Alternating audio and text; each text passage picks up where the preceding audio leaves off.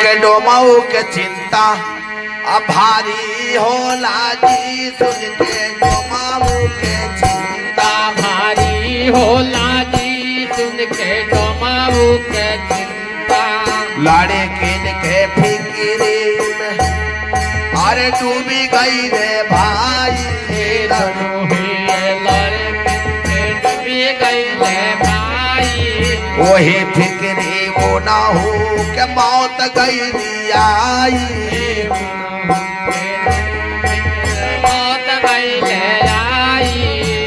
वही सातिन के पुजारी होले जी। सुन के डोमाऊ के चिंता भारी होला जी। सुन के डोमाऊ के चिंता भारी होला जी। सुन के डोमाऊ के चिंता भारी होला जी। सुन के डोमाऊ के चिंता।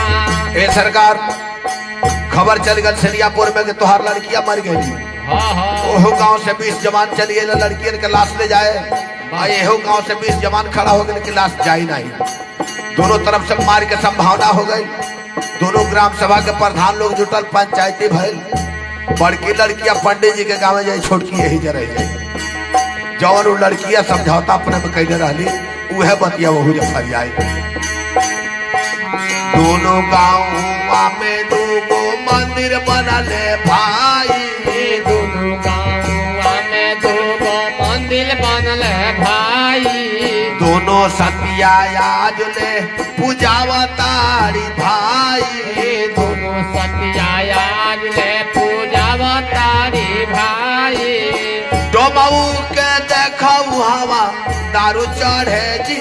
सुन के डोमाऊ के चिंता भारी होला जी। सुन के डोमाऊ के चिंता भारी होला जी। सुन के डोमाऊ के चिंता भारी होला जी। सुन के डोमाऊ के चिंता।